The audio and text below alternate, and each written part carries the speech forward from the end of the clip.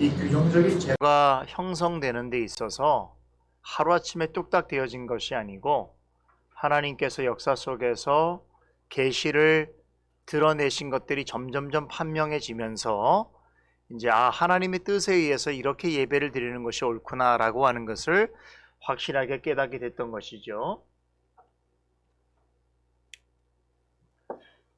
그것은 뭐냐면 우리가 구약과 신약을 이해하면 좋은데 이제 구약과 신약의 역사를 생각할 때에 이제 구약 시대로부터 신약 시대에 이르기까지 하나님께서 드러내신 계시가 있죠.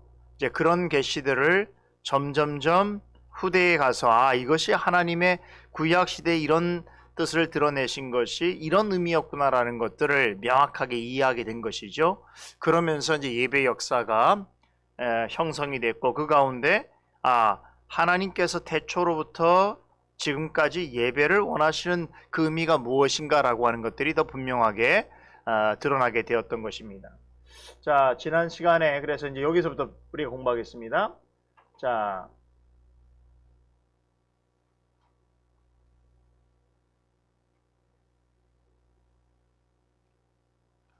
이게 잘 작동이 안 되나요? 왜?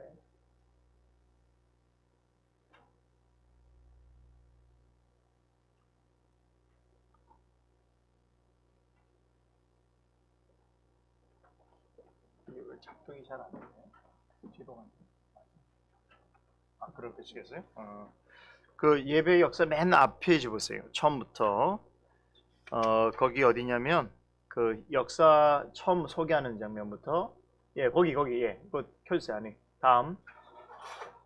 다음 내용 아니 뒤쪽 예배 역사 첫 부분 그거 말고 예배의 역사 거기서부터 켜세요.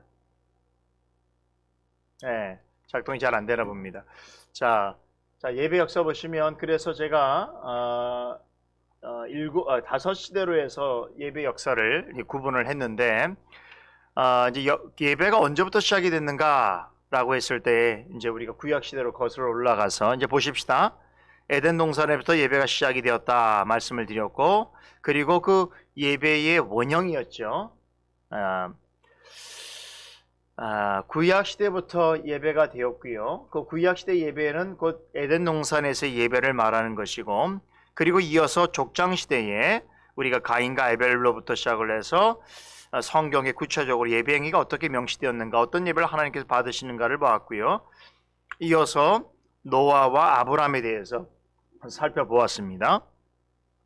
자, 그런데 노아와 아브람까지는 이제 예배라기보다는 제사였죠. 제사라고 하는 것은 짐승을 제물로 바쳐서 드리는 형식이었는데요. 그런데 이제 아브람 때에 가서 하나님께서 아브람으로 하여금 언약을 맺으시고 그리고 그로 하여금 단을 세워서 그리고 하나님께 예배 제사를 드리도록 요구하셨지요. 자, 그런데 우리가 주목해야 될 것은 아브라함의 100세 때 얻은 아들 이삭을 제물로 바치라고 했을 때에 그 아들 독자, 내 아들 독자라고 하는 것은 앞으로 오실 예수 그리스도를 예표하는 것이고 그리고 그 아들을 대신해서 하나님께서 미리 예비하신 수양을 제물로 바치게 하셨죠. 그러니까 이 행위들은 결국 무엇을 얘기하는 거냐면 앞으로 우리의 하나님의 완전한 제사를 받으실 이가 예수 그리스도라고 하는 것 그리고 그의 제사는 피 흘림의 제사다라는 것을 보여주셨고요.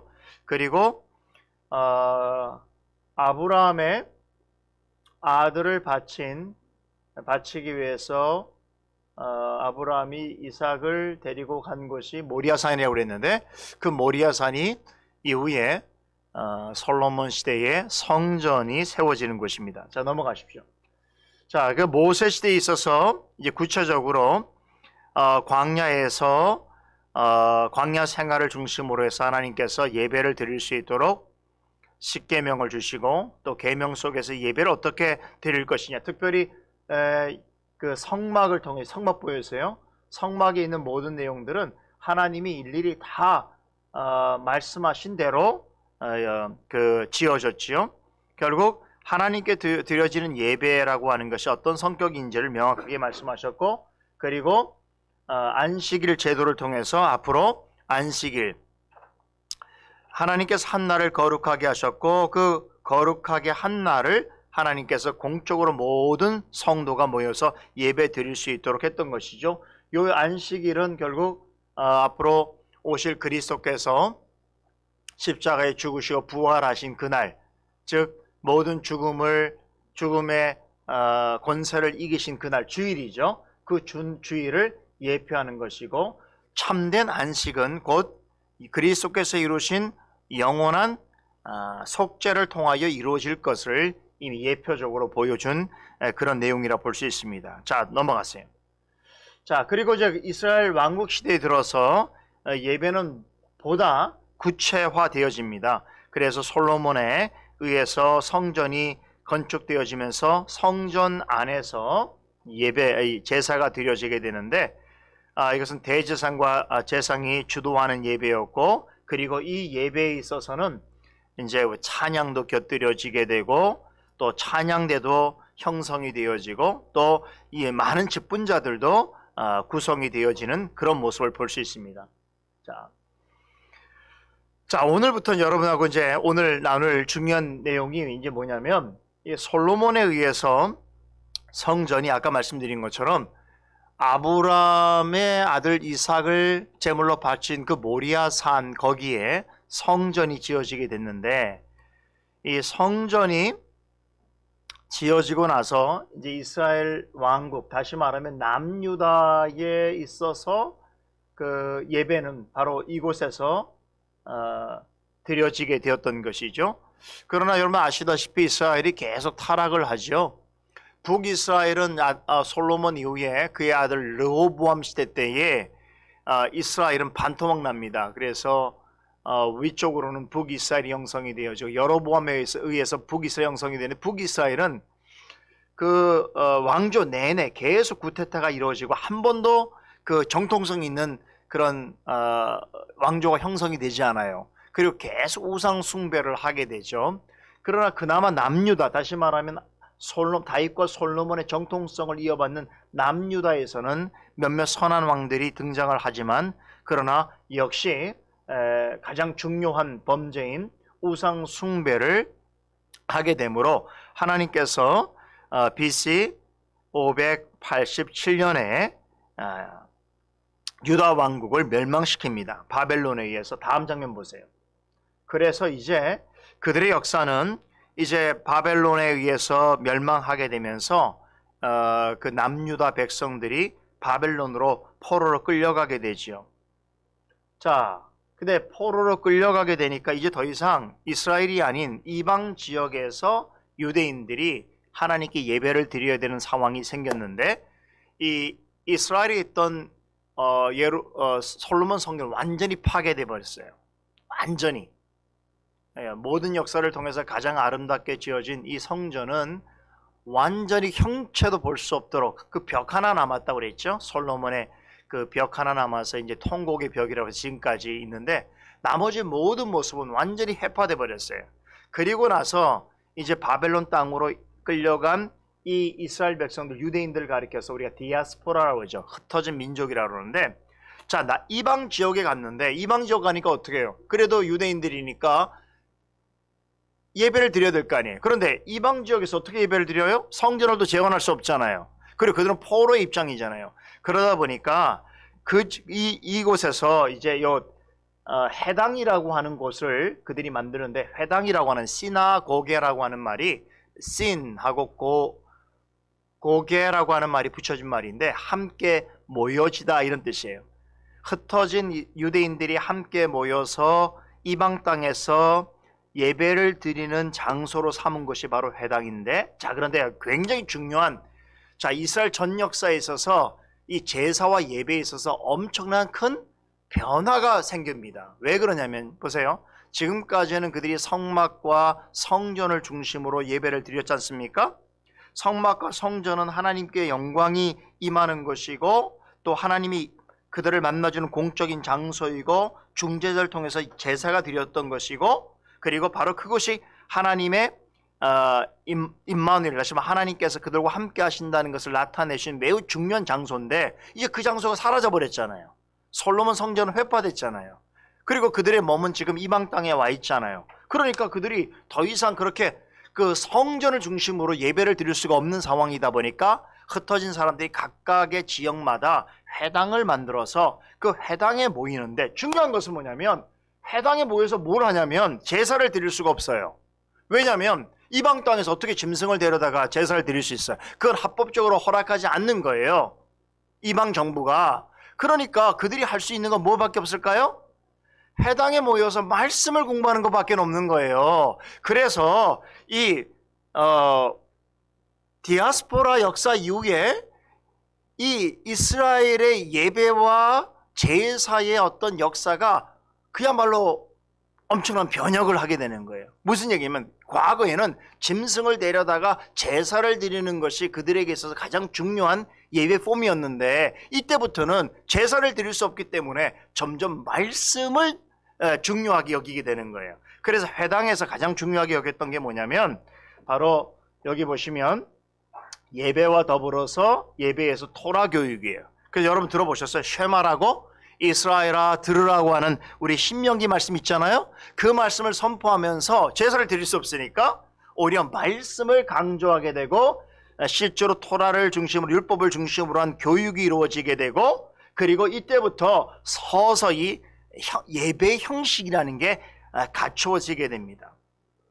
말씀드린 것처럼 이전에 성막과 성전 예배의 형태에서 희생 제사를 중심으로 했다면 이제는 말씀과 기도를 중심으로 한 예배로 변화되어지게 되죠. 그래서 이전과 달리 제물도 없어졌지요. 제사장도 필요 없지요. 분향도 하지 않지요. 악기도 사용하지 않지요. 그리고 이방 땅에 있다 보니까 예배 형식이 대단히 간소화되어지게 돼요. 간소화되어지게 되면서 핵심이 뭐냐? 바로 율법을 통한 말씀과 말씀 선포나 교육, 또 하나는 뭐냐면 회당에서 기도가 공적으로 이루어져요. 왜냐하면 떠나온 민족이기 때문에, 또 포로가 된 민족이기 때문에 자신들의 어떤 신앙을 함께 모여서 대표로 기도하는 대표 기도가 이때부터 만들어지기 시작합니다. 자, 넘어가세요. 이제 신약 시대를 보겠습니다. 자, 이런 이제 상황 속에서 예수님께서 오실 때 여러분 잘 아시는 것처럼 역사는 그 로마에 의해서 압제를 받고 있었고요. 그리고 유대인들의 신앙과 전통은 계속 있었는데, 문제는 뭐냐면 이미 많이 부패했다는 거예요.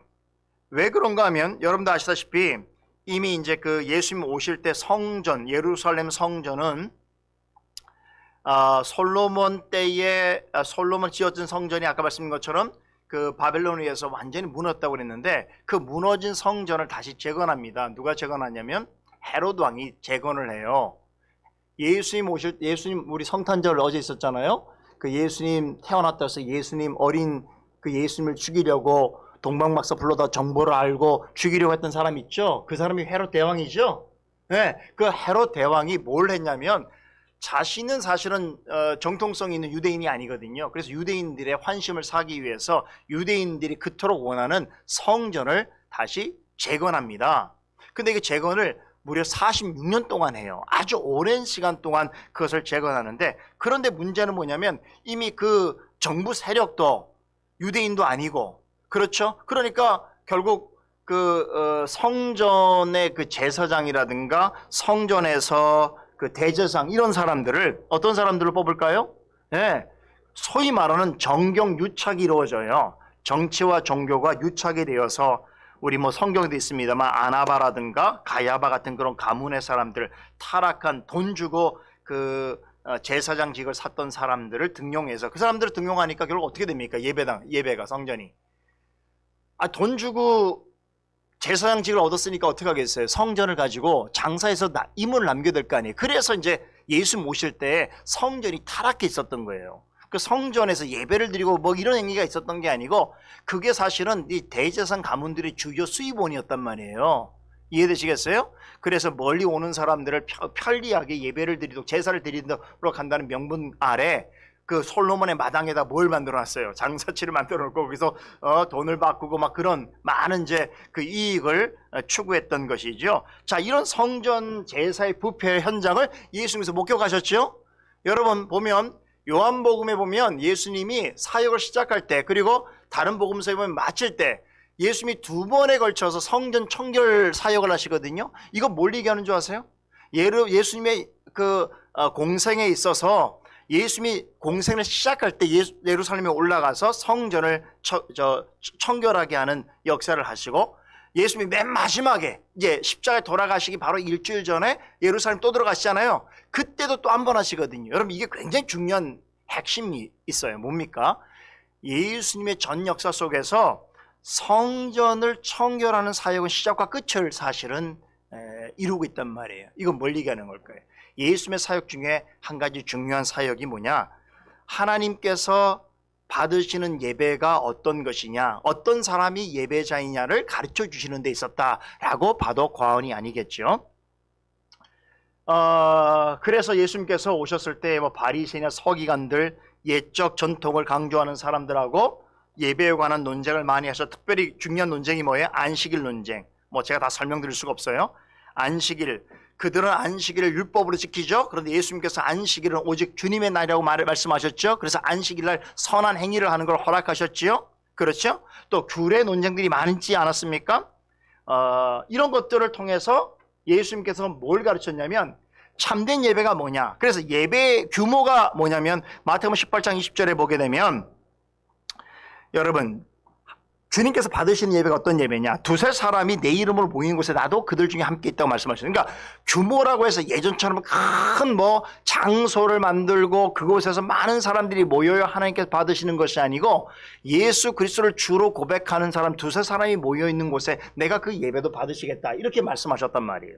또 한 가지 중요한 것은 뭐냐면 참된 예배에 교훈하셨죠. 우리가 다 알고 있는 말씀처럼 아버지께서 참으로 예배하는 자를 찾으실 때에 신령과 진정으로 예배하는 때가 올 텐데, 주님께서 받으시는 예배는 신령과 진정으로 드려지는 예배라고 주님께서 가르치셨단 말이죠. 더 중요한 것은 그러면 참된 예배가 뭐냐라고 했을 때, 여러분 참된 예배가 뭡니까? 이스라엘 백성들 같은 경우는, 과거 유대인들은 이 성전을 목숨처럼 중요하게 여겼죠. 그래서 성전 제사가 제일 중요했어요. 그런데 예수님께서 뭐라고 말씀하셨어요? 이 성전을 너희가 헐 것인데 내가 사흘 동안에 다시 세우랴 말씀하셨죠. 너희는 유대인들을 가리키는 거예요. 유대인들이 열심히 보여지는 성전을 허무게 될 것이고, 오히려 내가 그 참된 성전을 사흘 만에 세운다고 하니까 유대인들이 뭐라고 그럽니까? 아니 이 성전을 우리가 헤롯이 46년 동안 세웠건을 어떻게 당신이 3일 만에 다시 일으키겠느냐고 이렇게 반문합니다. 그때 예수님께서 뭐라고 그랬어요? 예수가 말씀하시는 참된 성전은 내 자신을 가리키는 것이다, 내 육체를 가리키는 거다, 이렇게 말씀하셨죠. 다시 말해서 진짜 성전, 하나님이 거하는 성전은 누구냐? 바로 예수 그리스도고, 그 예수 그리스도의 몸된 교회를 통해서 그 참된 성전의 의미를 드러내시겠다는 교훈을 이미 하셨단 말이에요, 예수님께서. 그러니까 예수님 말씀 보면 얼마나 그 예배 개혁의 포인트가 맞춰져 있는지를 우리가 알 수가 있는 거예요. 그렇죠? 더 중요한 거 하나 더 말씀드릴게요. 예수님께서 이제 하늘에 오르시기 전에, 이 땅에서 하늘에 오르시기 전에 예배와 관련해서 굉장히 중요한 교훈을 몇 가지 전하셨는데, 그 중에 한 가지 중요한 것이 마태복음 19장 20절에 보게 되면 뭐라고 하셨냐면, 그러므로 너희는 가서 모든 족속으로 제자를 삼아 아버지와 아들과 성령의 이름으로 세례를 주고 내가 너희에게 본번 모든 것을 가르쳐 지키게 하라. 내가 세상 끝날까지 너희와 항상 함께 있으라 말씀하셨죠? 여러분 이게 왜 중요하냐면, 이건 사도들에게 주신 말씀인데, 그리고 교회 지도자를 주신 말씀인데, 이제 너희가 진짜 해야 될 일이 뭐냐 하면 두 가지. 하나는 뭡니까? 교회로서 해야 될 일이 성례를 행하는 거예요. 세례를 주라고 그랬죠. 성례죠. 그리고 말씀을 가르치라고 그랬죠. 말씀 선포. 그러니까 예수님은 이미 이 세상에 세워질 당신의 몸된 교회를 예상하면서 그 교회가 참된 교회가 되기 위해서 표지를 두 가지를 제시하셨어요. 그게 뭡니까? 바로 말씀과 성례라는 거예요. 여러분 이 사실을 예수님께서 부활하신 다음에도 제자들을 만났을 때 또 말씀하셨지요. 누가복음 24장 27절에서 32절에 그런 내용이 나오는데, 그때 뭐 하셨어요? 예수님께서 부활하신 다음에 선자들로부터 모세와 선자들로부터 자신에게 쓰여진 모든 것들을 가르쳐 자세히 설명하시면서 제자들을 불러다가 뭐가 하셨어요? 떡을 떼고 축사하사, 그렇죠, 성찬하셨죠? 그리고 이것을 너희가 기억하여 지키라 말씀하셨단 말이에요. 그러니까 예수님께서 부활하시기 전에도 말씀과 성례가 교회의 표지의 핵심이라는 걸 말씀하셨고, 부활하신 다음에도 다시 한번 말씀하셨다는 거예요. 그래서 종교개혁자들이 우리가 참된 교회 표지를 말할 때에 말씀과 성례를 언급하는 건 그냥 간 게 아니에요. 예수님의 가르침에 근거한 내용입니다. 자, 넘어가세요. 이 초대교회에 가십시다. 자, 초대교회는 좀 우리에게 이제 친숙해요. 왜냐하면 우리가 사도행전을 지금 공부하고 있기 때문인데, 자, 우리가 초대교회라고 한다면 예수님께서 하늘로 승천하신 이후로부터 한 590년까지요. 소위 말하는 공식적인 로마 교회 출현, 우리가 제1대 그들이 가장 중요한 교황으로서 베드로와 그레고리 1세를 이야기하는데, 그레고리 1세가 등극한 게 이제 590년이죠. 그래서 보통 590년까지를 초대교회라고 역사적으로 이렇게 구분하기도 하는데요. 자, 그런데 거기까지 좀 가긴 뭐하고 오순절 강림 이후에 3세기 정도까지의 역사를 조금 생각해 볼 텐데, 자, 이때 비로소 해당 우리가 그 초대교회라고 하는 것은 예루살렘을 중심, 예수님께서 예루살렘과 온 유다와 사마리아 땅끝까지 이르러서 내 증인이라 말씀하셨죠. 그 말씀대로 지금 예루살렘에 모여 성령의 오순절 성령의 강림을 경험한 자들이 어떻게 됩니까? 그를 받고 사도들과 함께 여러 지역으로, 다른 이방 지역으로 흩어지게 되면서 이제 교회가 형성되죠. 자, 그런데 그런 교회가 어떤 교회겠어요? 이전에 있었던 디아스포라의 해당이 있겠죠. 그래서 사도들은 복음을 전할 때 가장 먼저 간 곳이 어디예요? 항상 회당이에요. 왜냐하면 회당은 그들이 옛적부터 모여있어서 예배를 드리는 곳이니까 거기 가서 복음 전하기 가장 효과적이에요. 그래서 회당이 있는데, 근데 재밌는 것은 뭐냐면 예루살렘에서는 회당이 없어요. 예루살렘은 어떻게 예배 드려요? 다락방에서 예배를 드리죠. 그래서 우리가 지금 오늘도 나옵니다만 솔로몬 행각이라든가 또 이 예루살렘 그 성령 받으려고 다락방에 모여 있잖아요. 요게 뭐가 되냐면 이제 교회를 형성하는 초기적 모임이 돼버려요. 그래서 우리가 초대교회 보게 되면 이제 다락방 예배와 지역 가정 모임, 이게 이제 우리가 지금 말하고 있는 지역교회, 로컬 교회의 원형이 되어지는데요. 자, 또 중요한 것은 뭐냐면 안식일에서 주일로의 변화가 이루어졌죠. 그래서 이제 예수님 승천 이후에는 과거에 옛적 방식으로 다시 말하면 안식일 날 모여서 예배를 드리는 것이 아니고 제사를 드리는 것이 아니라 그리스도께서 부활하신 주일에 모여서 예배를 드리는 상황으로 변화하게 된 것이죠. 여기에 대해서 사도들 중에 아무도 이의를 제기하는 사람이 없어요. 모두가 안식 후 첫날에 모여서 말씀을 전하고 떡을 떼고 함께 우리와 같은 예배를 드렸던 것이죠. 또 한 가지 중요한 것은 이 예배 특징은 이제 말씀과 성례를 중심으로 하는 건데, 그런 면에서 회당 예배와 다락방 예배가 융합되었다고 볼 수 있어요. 그러니까 이전에 아까 말씀드렸죠. 이 회당 예배 특징이 뭐라고 그랬어요? 성전 제사 방식이 종결되고 이제 말씀을 중심으로 한 예배로 갔다고 그랬죠. 그런데 이 회당 예배 특징은 뭐냐면 설교는 있는데 뭐가 없을까요? 성례를 행하지 않았어요. 이게 차이예요. 설교는 정했고 교육은 했는데 성례가 없어요. 이 성례는 예수님께서 부활하시기 전에 행하라고 말씀하셨기 때문에 당연히 그 이전에 회당에서는 성례를 행하지 않았던 거예요. 그런데 이제 초대교회, 오순절 성령 이후에 형성된 교회는 뚜렷하게 예수님께서 무엇을 하라고 하신지를 알기 때문에 예배 때 중요한 요소로 말씀과 성례가 회복이 돼서 우리 지금 사도행전의 말씀처럼 그들이 주일날 모일 때마다 뭐 해서 떡을 떼고 잔을 나눴죠. 그 성례를 행했다는 뜻이란 말이죠. 그리고 이때부터 예배에 대한 구체적인 요소들이 형성되어지는데 확정하기는 어렵습니다만, 예를 들면 뭐 아까 말씀이 있다고 하고 또 기도가 있었다고 그랬고, 그 다음에 여러 가지 형태의 찬양들이 나와요. 이제 예배 찬송인데 뭐 시편 찬송, 마리아 찬송, 뭐 스가랴 찬송, 성경에 있는 내용들을 노래로 부르면서 예배에 참여하게 되고, 또 하나 중요한 게 성경을 낭독하게 되고, 그리고 헌상을 하게 되고. 그래서 이제 이미 초대교회부터요, 가장 오래된 초대교회 그 예배 순서를 순교자 저스틴이라고 하는 교부가 작성한 것이 지금까지 남아 있습니다. 그러니까 AD 한 3세기경이죠. 2, 3세기 때 그들이 예배를 드린 그 순서를 보게 되면, 제가 한번 읽어드릴게요. 여기 없으니까 저는 말씀드릴 텐데, 성경 낭독, 또 사회자의 설교, 교훈, 또 공동으로 하는 기도, 또 떡과 포도주 봉헌, 성찬이죠. 감사의 기도, 그리고 감사의 만찬, 감사의 예물을 드림. 최소한 이런 순서들이 그 당시에 있었다는 거예요. 그러니까 지금 우리가 이렇게 예배 드리는 게 이게 엄청 오래된 역사예요. 이게 초대교회도 이미 이런 형식인데 완전한 형식은 아니에요. 왜냐, 아직 그때는 신학이 확정이 된 방식이 아니기 때문에. 그럼에도 불구하고 희미하게나마 오늘 우리가 드려지는 예배의 어떤 원형적 요소들이 잘 이미 드러나기 시작했다는 거죠. 자, 넘어가세요. 오늘 중세까지만 봐야 되겠다. 거의 다 봤는데. 자, 중세 보세요.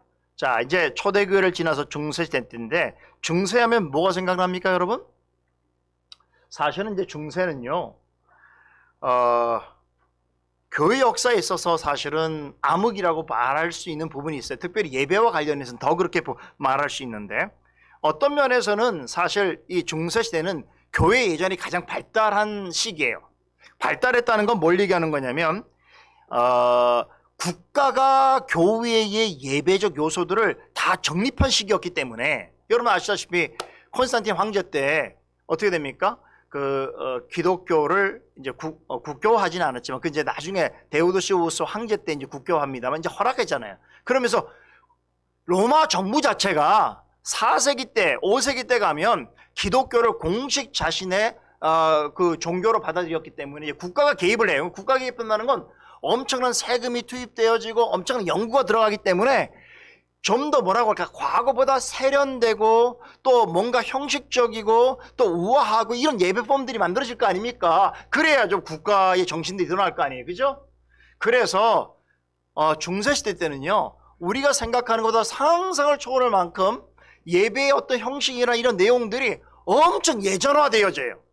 그래서 사실은 곧 이 예배는 마치 그 로마의 어떤 그 뭐라고 할까요, 그 지도 이념을 이렇게 보는 것 같은 이제 그런 형태로 발달하게 돼요. 그래서 이제 어떤 면에서는 우리가 아까 말씀드렸던 것처럼 그 이전, 중세시대 이전의 교회들이 갖고 있는 예배 형식하고는 비교할 수 없을 정도로 고도로 발전된 형태를 띠고 있어요. 근데 문제는 뭐냐, 예배 형식은 대단히 예전화되어졌는데 문제는 뭐예요?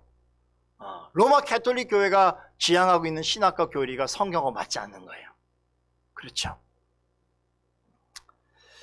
이게 문제죠.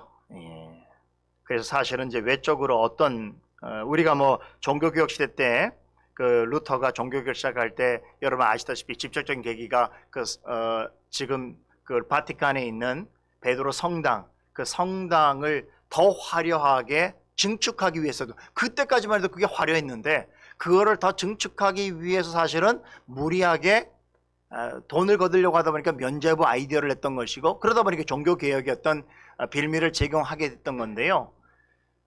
중세교회 역사는 사실은 예배론의 입장에서 볼 때는 사실 연구할 게 가장 많아요.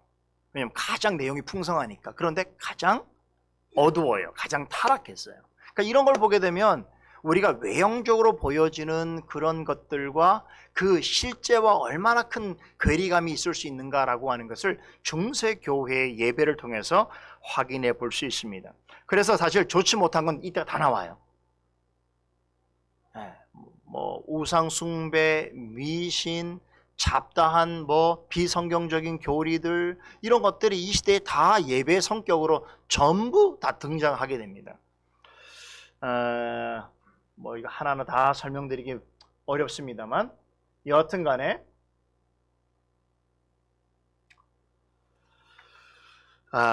참 이렇게 중세 시대에 있어서 예배가 큰 이제 타락을 하게 되면서 오랜 시간 동안 사실 교회는 어떤 면에서는 마치 하나님의 임재가 그쳐 있는 것 같은 그런 상황이 연출되어집니다. 그러다가 이제 16세기에 들어서 종교 개혁자들이 등장하게 되면서 이 오래된 역사의 예배의 어떤 그 변질과 왜곡된 것들을 청산하고 다시 성경 말씀으로 돌아가서 하나님께서 받으시는 참된 예배로 돌아가자라고 하는 운동이 바로 종교개혁이죠. 그래서 종교개혁 시대 때 비로소 이제 우리가 지금 만나게 되는 이런 형태의 예배의 정신들이 또렷하게 등장하게 돼요.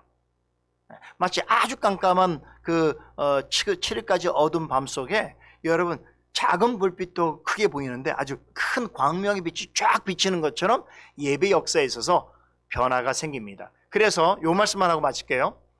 종교개혁 시대에 있어서의 넘겨주세요. 뭐 우리 중세 다 볼 필요 없고 종교개혁 보세요. 종교개혁 시대에 있어서의 그 종교개혁의 정신에 중요한 것이 뭐냐면 바로 예배개혁이에요. 그러니까 종교개혁을 많은 걸로 우리 설명할 수 있는데 그 중에 실천적 열매로 나타난 게 뭐냐면 예배개혁이에요. 그 예배개혁이 결국 우리의 지금 드려지는 예배에서 어떤 내용으로 등장하느냐 이게 굉장히 중요한데 이런 부분을 우리가 잘 듣고 이해해서 실천하느냐 아니냐에 따라서 우린 종교개혁의 정신을 따르고 있느냐 아니냐가 결정되어지는 거예요. 자, 그럼 이제 다음 시간에 다음 주에는 제가 종교개혁에서 예배가 어떻게 드려졌고 또 어떤 예배 폼들이 만들어졌는가라는 것과 더불어서 이제 우리 예배 순서에 대해서 이제 하나하나 여러분들하고 좀 나눔을 갖도록 하겠습니다. 오늘은 여기까지 하도록 하죠. 기도하겠습니다. 하나님, 오늘은 또 올해 마지막 예배를 드리는 주일입니다. 우리 모두를 또 추운 날씨에도 불구하고 인도해 주셔서 감사드립니다. 이 시간을 통해서 예배에 대해서 우리가 배우고 있습니다. 하나님의 주권과 섭리 가운데 형성되어지고 더 분명하게 뜻이 드러난 예배가 과연 무엇인지를 잘 깨달아서 오늘 우리 시대에도 우리에게 주신 이 귀한 영적인 유산과 또 올바른 전통들을 잘 이해해서 하나님께서 받으실 만한 그런 예배로 나아갈 수 있도록 도와주시고 우리가 함께 모여있는 솔리데오 글로리아 교회가 그런 일에 대해서 참으로 귀한 모범이 될 수 있도록 은혜를 베풀어 주시옵소서. 오늘도 모든 시간 주께서 함께하여 주시길 간절히 바라며 살아계신 예수 그리스도 이름으로 기도드리옵나이다. 아멘.